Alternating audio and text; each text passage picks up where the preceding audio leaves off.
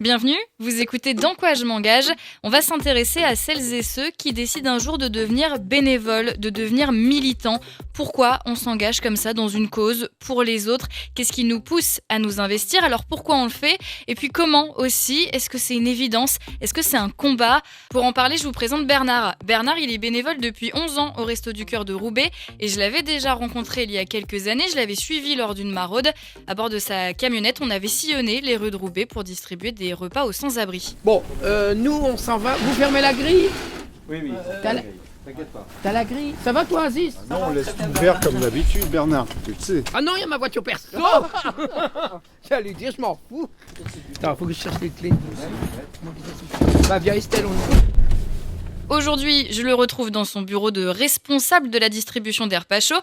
Il est installé dans une sorte de préfabriqué à côté du bâtiment principal. On a dû mettre tous des portes à cabine pour mettre tous des services différents. Et moi, je me retrouve là-dedans. Ça va, t'es bien? Au début, j'ai râlé, mais bon... Attends, je monte devant toi.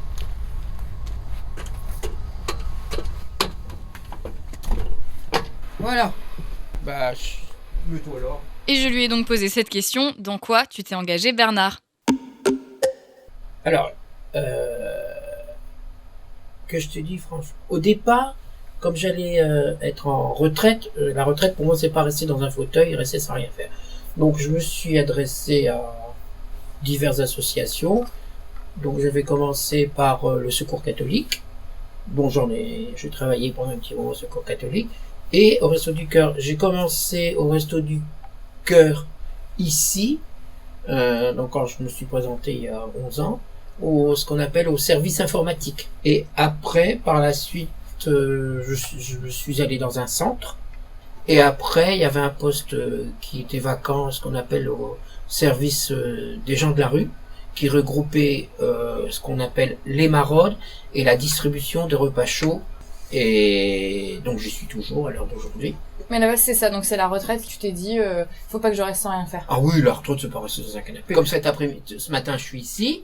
Cet après-midi, je vais donner un coup de main à M, à la distribution des repas. Oh non, je me prends un jour par semaine, le mercredi. Mais pourquoi, du coup, les Restos du Cœur? Parce qu'il y a des retraités qui se mettent, je sais pas, jouer aux cartes, les échecs.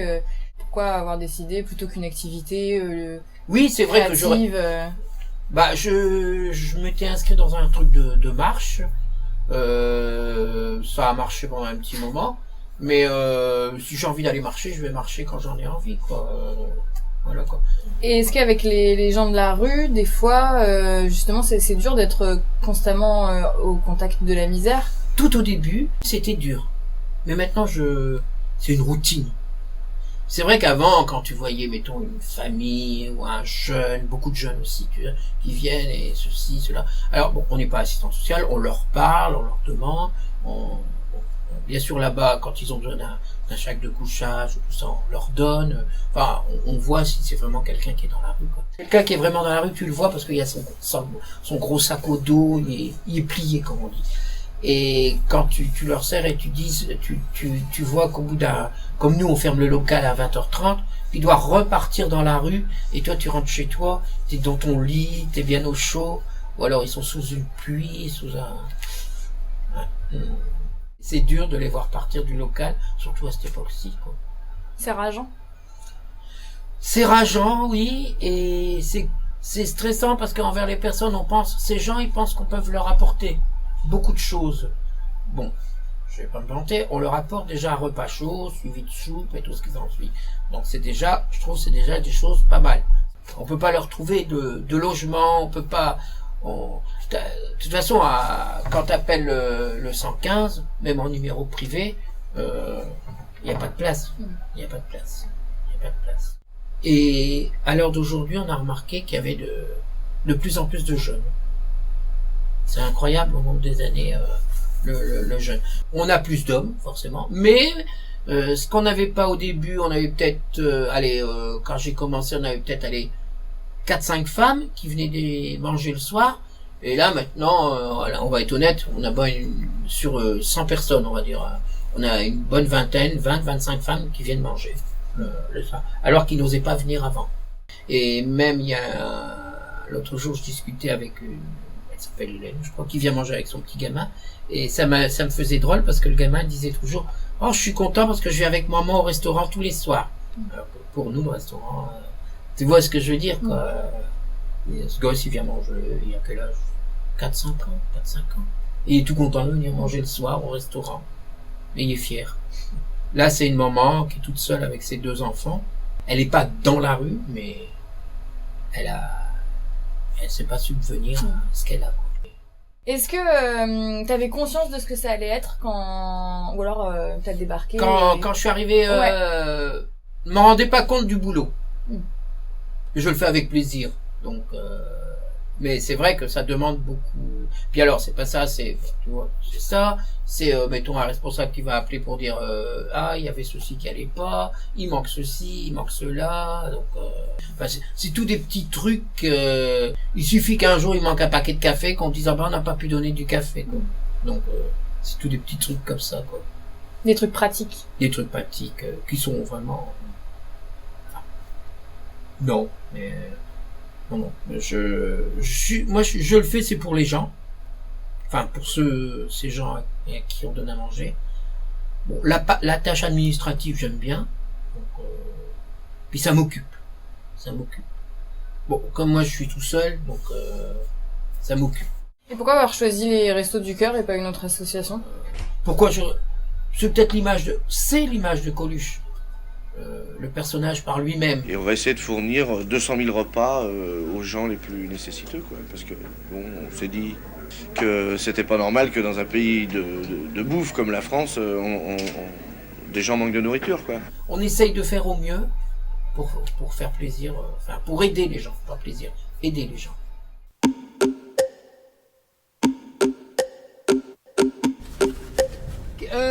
Acli, viens 2 minutes, Acli. Non, il faut pas s'arrêter chez Quick, hein. Il faut vous arrêter plus loin là-bas. Je vais avoir des ennuis avec Quick. Oui, Quick ne veut pas. Je me souviens quand je t'avais suivi pour la maraude, il y avait un truc qui m'avait marqué, c'est que donc on distribuait et à un moment donné, on pouvait pas s'arrêter devant le Quick, devant l'établissement, le fast-food, je sais pas si tu te souviens. Oui, il y a la paix. Et parce que ça gênait l'établissement. Et toi, ça t'avait pas choqué, tu trouvais ça, il me semble que tu trouvais ça normal de pas déranger. Je les comprends que si une maraude s'arrête devant leur vitrine, c'est pas une bonne image pour eux, quoi. N'empêche que si gentiment ils demandent de pas aller devant, ils te le rendent autrement, quoi. Donc oui, mais je comprends pour leur étiquette. Il y a des gens pour qui ce serait le contraire, quoi. Vous voulez pas qu'on soit là, justement on va être là parce qu'il faut montrer, faut pas cacher la misère, en fait. Oui, mais bon, il faut respecter un peu. Dans la pratique. Vaut mieux. Ouais.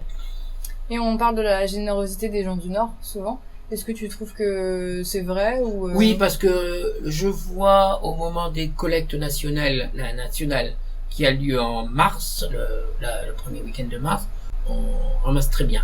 C'est quand même positif. Oui, il y en a qui donnent pas. Mais t'en prends 10, t'en auras 8 qui vont donner. Ouais.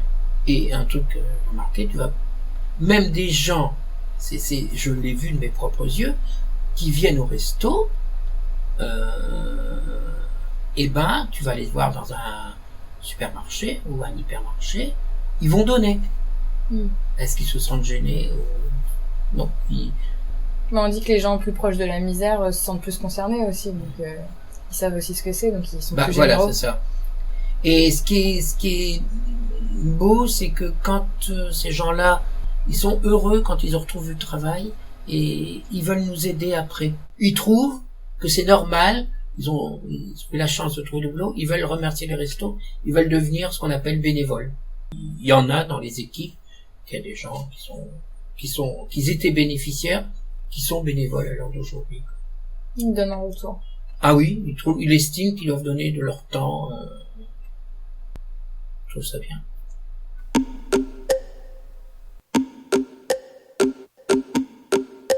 Merci à Bernard pour son témoignage et merci aussi à tous les bénévoles des Restos du Cœur de Roubaix pour leur accueil et puis pour tout le travail qu'ils font au quotidien.